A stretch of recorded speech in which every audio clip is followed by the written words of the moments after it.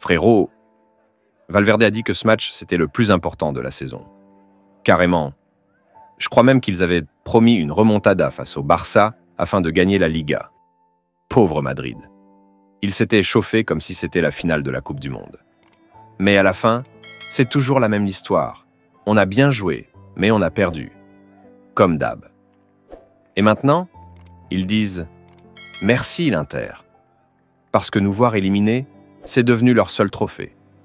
Tu sais que ta saison est triste quand tu célèbres la défaite d'un autre comme ta propre victoire. On appelle ça comment déjà? Ah ouais. La mentalité de second. Ils voulaient me cacher une saison catastrophique avec une victoire au Clasico.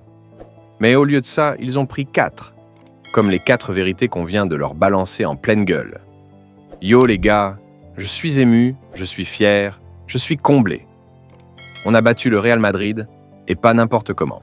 4-3, dans leur face, avec le cœur, la rage et le respect du blason. Franchement, malgré l'élimination douloureuse en Ligue des Champions, ce Barça-là m'a redonné le sourire. Flick, question marque. Il a transformé cette équipe. Je sais pas ce qu'il a dit dans le vestiaire. Mais ce soir-là, les joueurs sont sortis, comme des soldats. Lamine, Cubarsí, Fermín. Des gamins? Non. Des monstres. On a vu une équipe qui se bat, qui croit, qui n'abandonne jamais. Et ça, c'est tout ce qu'on demande quand on aime ce club. Ils ont essayé de nous voler ce match. Le scandale de trop... D'après Tony Joan Martí, journaliste bien connu, on entend clairement dans les audios du VAR une phrase choquante au moment de l'analyse du but de Fermín López. Le scandale du siècle. Et cette fois, on a les preuves. Lors de la révision du but de Fermín López, les micros du VAR ont capté une phrase qui fait froid dans le dos.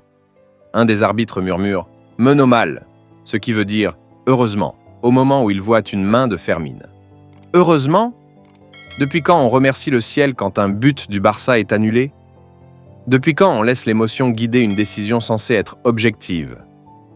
Ils n'attendaient pas une faute, ils espéraient une excuse. Et ce qui rend ça encore plus grave, c'est que l'action est légale. Valverde touche le ballon, la phase repart, Fermín marque au duel. Il n'y a rien. Nada. Du 100% sans foot.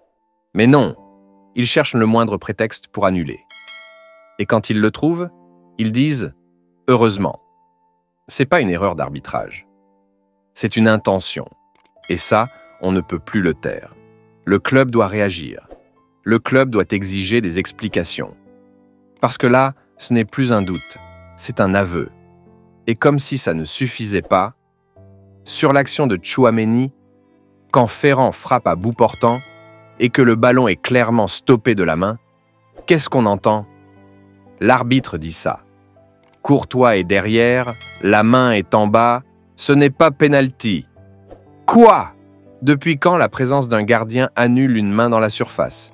Depuis quand une main basse devient légale, quand elle bloque un tir cadré? Là, on invente des règles. On réécrit le foot en direct. Ils nous volent calmement. Et ils l'expliquent au micro. Mais même avec l'arbitre contre nous, on a imposé notre loi.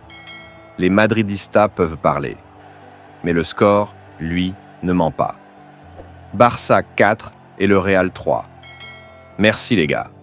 Merci pour cette émotion. Merci de nous rappeler pourquoi on aime ce club.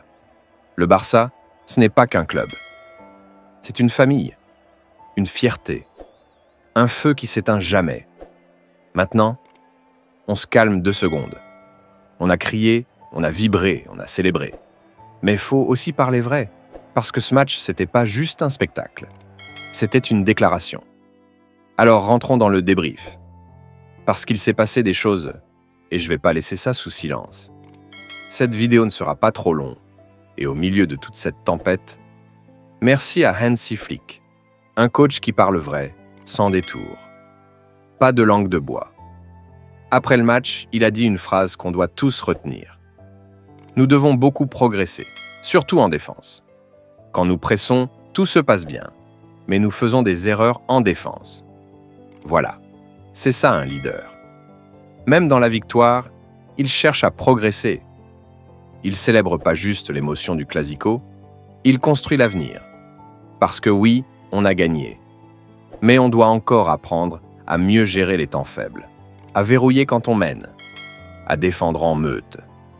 Et si nos jeunes continuent à écouter ce genre de discours, le Barça n'est pas juste de retour. Le Barça va dominer.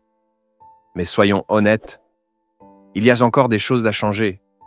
On peut se réjouir, crier, fêter. Mais si on veut vraiment construire un Barça champion d'Europe, un Barça dominant, on ne peut pas se contenter de gagner 4-3.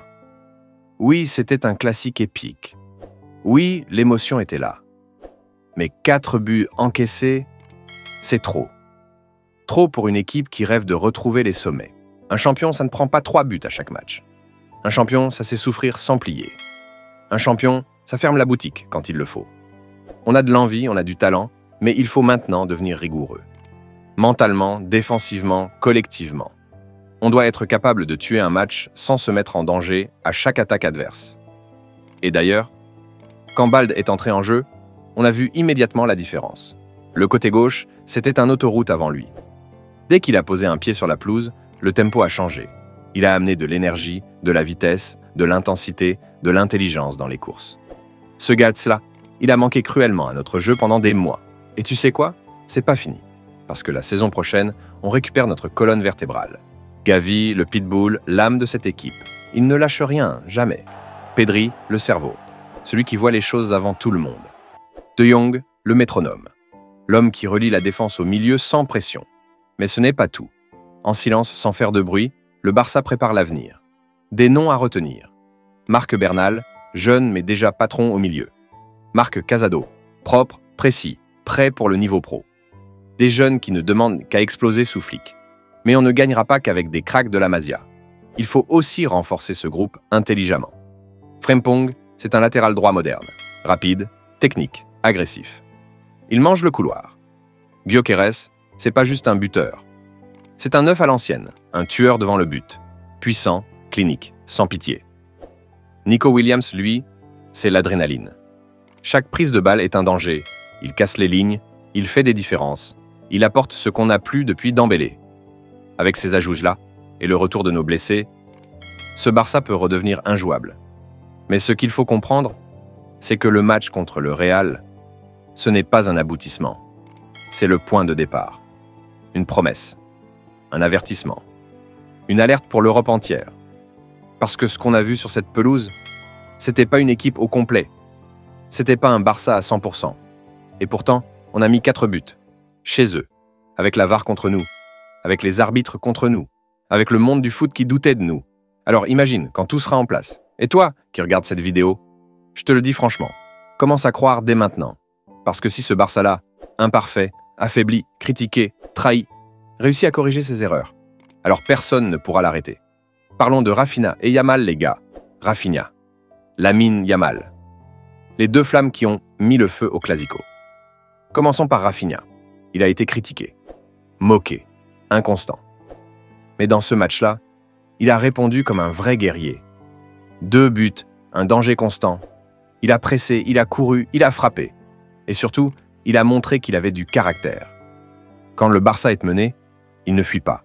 Il lève la tête, il fonce, il se bat. On ne lui demande pas d'être Neymar. On lui demande d'être lui-même, à 100%. Et ce Rafinha-là, décisif, engagé, électrique, il peut faire très mal. Mais l'autre lumière du match, c'est Lamine Yamal. 17 ans. Il affronte le Real Madrid comme si c'était un match de quartier. Aucune peur. Aucune pression. Il prend la balle, il fixe, il l'élimine, il provoque. Et il marque. Un but d'un sang-froid incroyable, dans un moment crucial. Tu sens que ce gamin n'est pas comme les autres. C'est pas juste un crack, c'est une étoile. Il comprend le foot comme un vétéran, mais il joue avec l'audace d'un enfant. Et le plus fou, c'est que ce n'est que le début. Avec lui, le Barça n'a pas seulement un bon joueur, il a une promesse d'avenir, une icône en construction. Et tu sais ce qui est beau? C'est que Rafinha l'a aidé à grandir. Dans l'ombre, il l'a protégé, guidé, encouragé. Aujourd'hui, ils brillent ensemble. L'un est dans la force de l'âge, l'autre est l'avenir. Mais ensemble, ils ont puni le Real. Et si le Barça veut reconstruire un trio offensif de feu, pourquoi pas avec eux deux, plus un vrai neuf comme Gyökeres? Parce que ce soir-là, Rafinha a parlé avec le cœur. Et Yamal a répondu avec du génie. Alors oui, on a souffert cette saison. On a été volé, blessé, sous-estimé. Mais malgré tout ça, ce Barça-là respire encore. Il se relève, il grandit, il frappe. Et ce Clasico, c'est peut-être pas une coupe, mais c'est un message. Un cri. Un rappel au monde entier que le Barça ne meurt jamais. Alors à tous ceux qui rient trop vite, à ceux qui pensent tant que c'est fini, gardez cette image. Le Real à genoux et le Barça debout. On n'a pas encore tout gagné. Mais on sait qui on est. Et ce qu'on construit aujourd'hui, c'est pas juste une équipe. C'est une revanche, une mission, un futur, Visca Barça. Et que le monde nous entende.